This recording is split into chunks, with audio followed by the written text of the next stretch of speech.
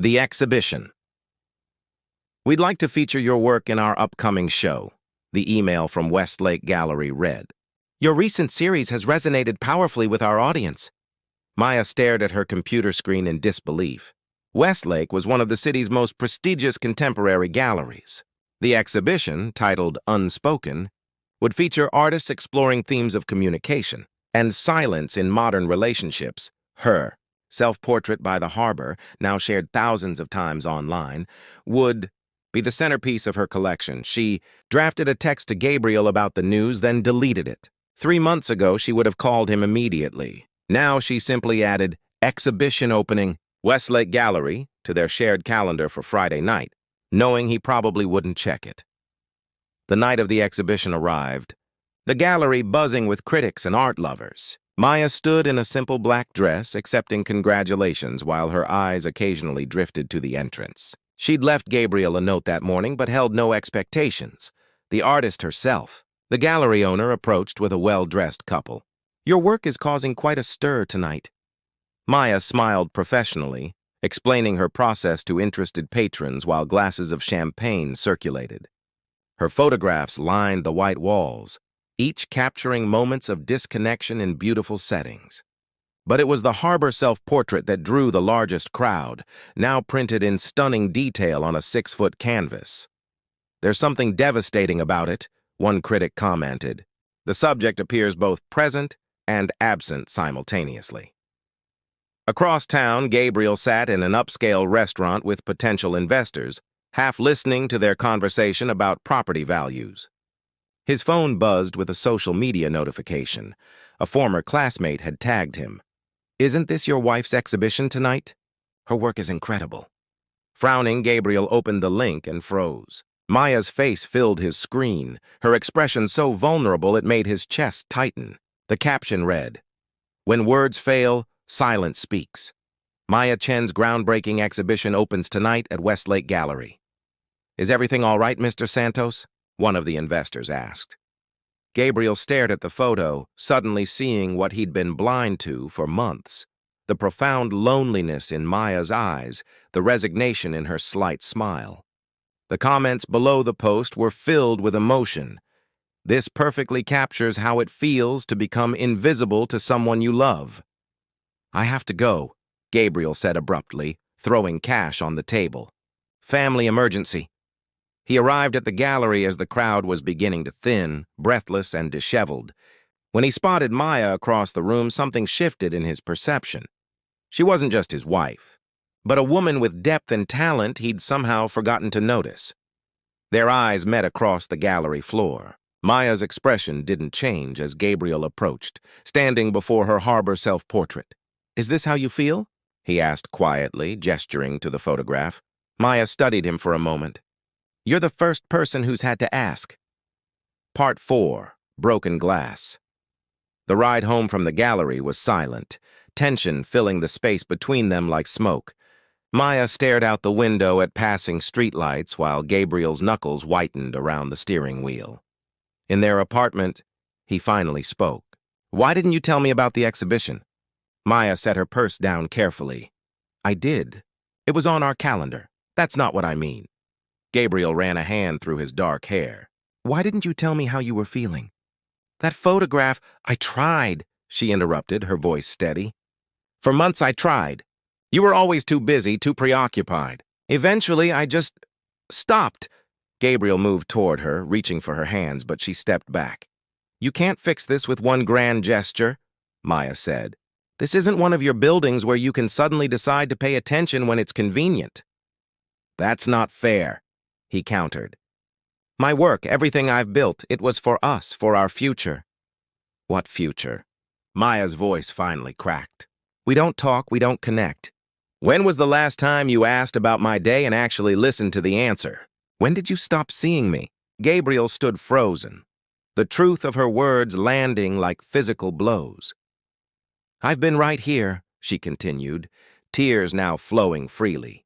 "Watching you chase success while our marriage turned into a roommate arrangement with occasional sex? I never meant—" "I know you didn't mean it," Maya interrupted. "That's what makes it worse. You didn't even realize what was happening." Gabriel moved to the window, staring at his own reflection. When I saw your photograph tonight, with all those people commenting about isolation and invisibility, I suddenly realized they were talking about us. About what I'd done to us. He turned back to her, his eyes red-rimmed. Do you still love me? The question hung between them, fragile and dangerous. I don't know, Maya answered honestly. The man I fell in love with saw me. Really saw me. I'm not sure that man exists anymore. Gabriel sank onto the couch, head in his hands. I let everything else become more important. The deadlines, the clients, the recognition. I convinced myself it was all for our benefit. While our actual relationship withered, Maya finished for him. They sat in silence as the city lights twinkled beyond their windows. Finally, Gabriel spoke again. Do you want me to leave? Maya considered the question, feeling the weight of their 8 years together, the joy and pain, the love and neglect. No, she said finally. But I need you to understand something. I won't go back to how things were. I won't keep pouring myself into someone who doesn't notice I'm emptying out. Gabriel nodded slowly. I don't know how to fix this, he admitted. Neither do I, Maya replied. But I do know it starts with honesty and time. And effort. Real effort. Not just when it's convenient between projects. She walked to their bedroom door, pausing with her hand on the knob. I have a photo shoot in Portland this weekend. When I get back, we can talk more. Decide if there's something worth saving. As the door closed softly behind her, Gabriel remained on the couch, staring at the blank wall where they'd once planned to hang family photos. An empty space that now seemed to represent everything he'd failed to. Build,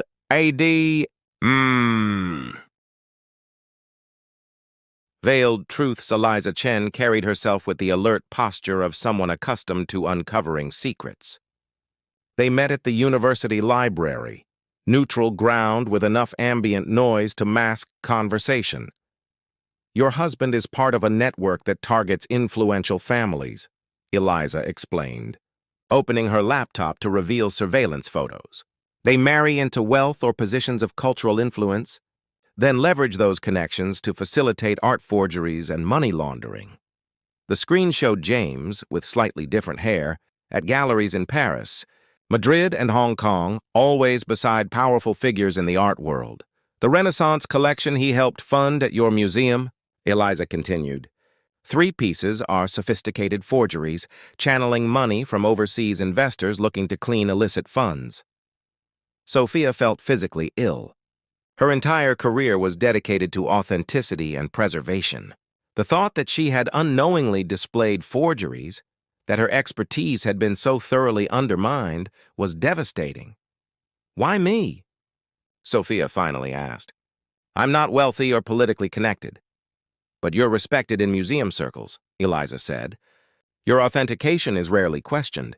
And your family's Mexican heritage provided James access to certain collectors specializing in Latin American art.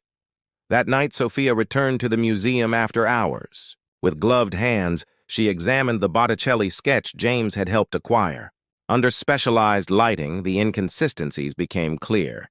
Invisible to casual inspection, but unmistakable to someone looking for them. Her office phone rang, startling her. I hope you're not doing anything foolish.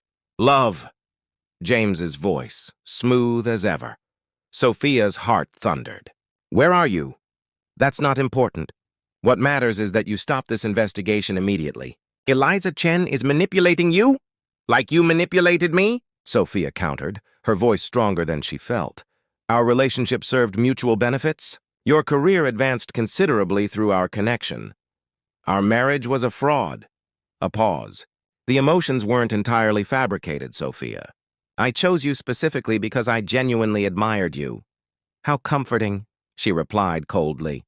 Listen carefully. His tone hardened. There are powerful people involved who won't appreciate exposure. For your safety, drop this now.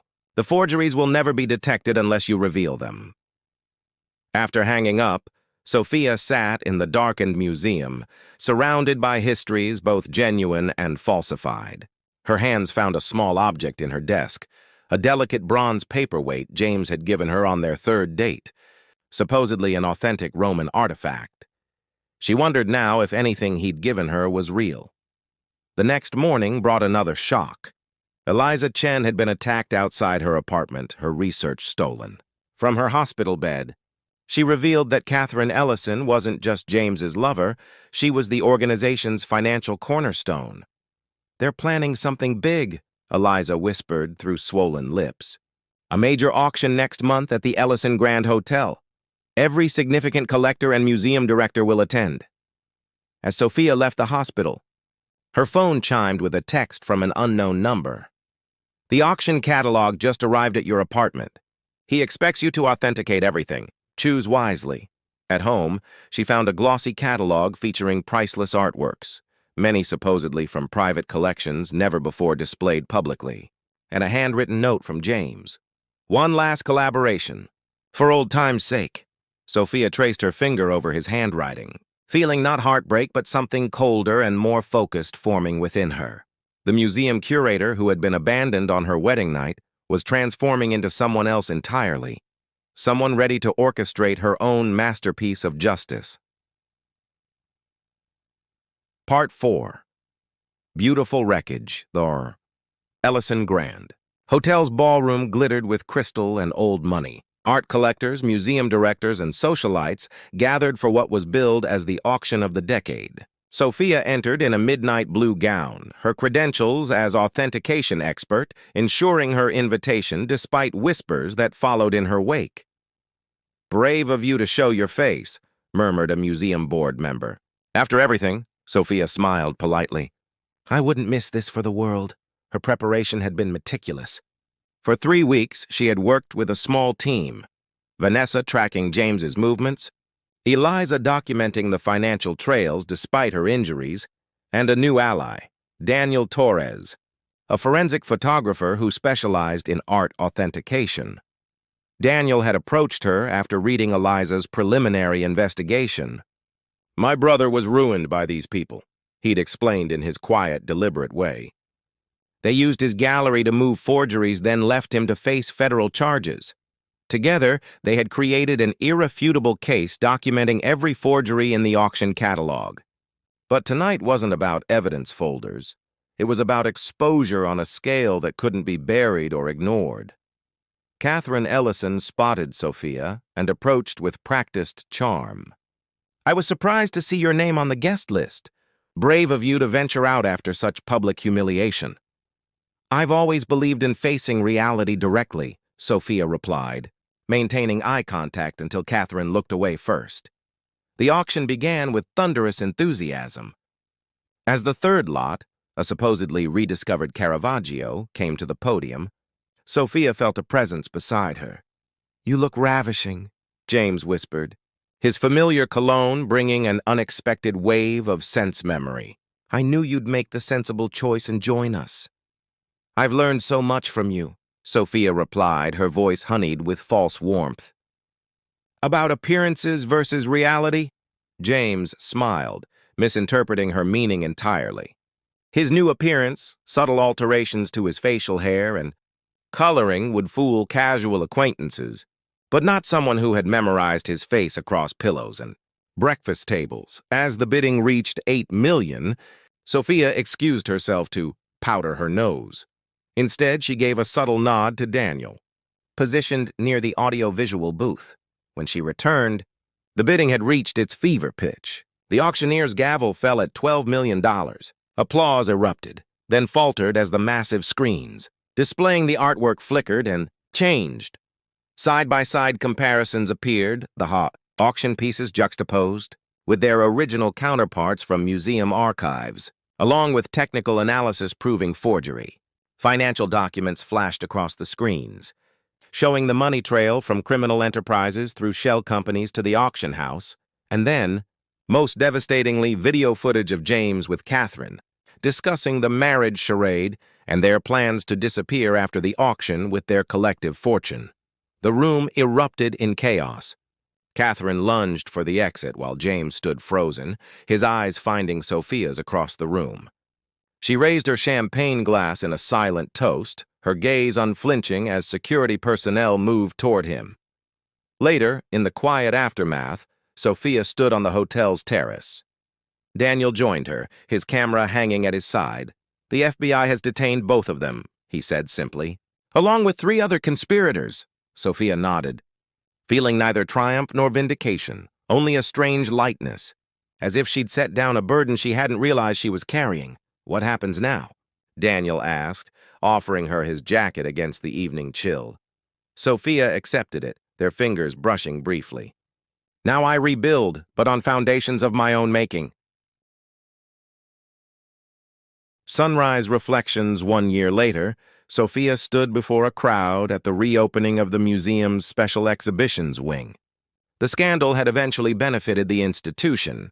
Donations had poured in from collectors eager to distance themselves from the forgery ring, and Sophia's reputation as a curator with uncompromising standards had paradoxically been enhanced.